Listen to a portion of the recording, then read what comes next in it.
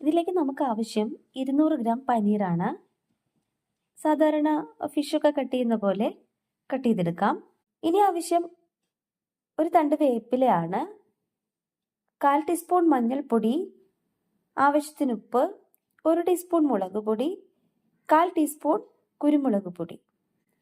ഇതെല്ലാം ഈ പനീറിലേക്ക് പുരട്ടി വെക്കാം. ഇവിടെ കുറച്ച് ബട്ടർ ആവശ്യമുണ്ട്, ഫ്രൈ ചെയ്യാനാണ്. ആവശ്യത്തിന് എടുത്താൽ മതി.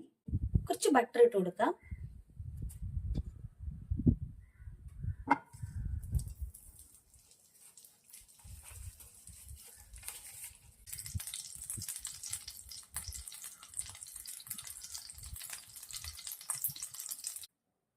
ബട്ടർ അത്യാവശ്യം മെൽറ്റ് ആയിട്ടുണ്ട്. ഇതിലേക്ക് നമുക്ക് പനീർ ഇട്ട് കൊടുക്കാം. ആദ്യം കുറച്ച് വേപ്പില,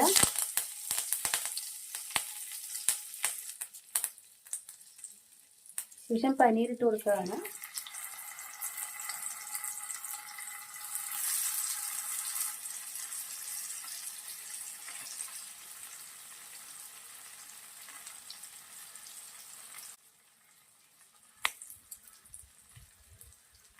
അധികം സമയം വേണ്ട കേട്ടോ ഇതാവാനായിട്ട്.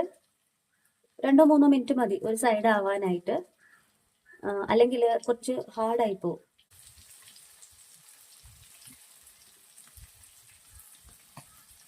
ഇവിടെ ഒരു സൈഡ് ആയിട്ടുണ്ട്, നമുക്കൊന്ന് തിരിച്ചിടാം.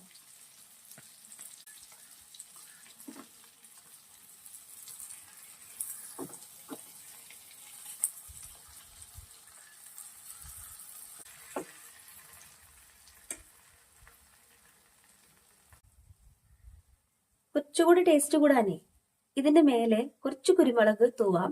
പ്രത്യേക ടേസ്റ്റ് ആണ്.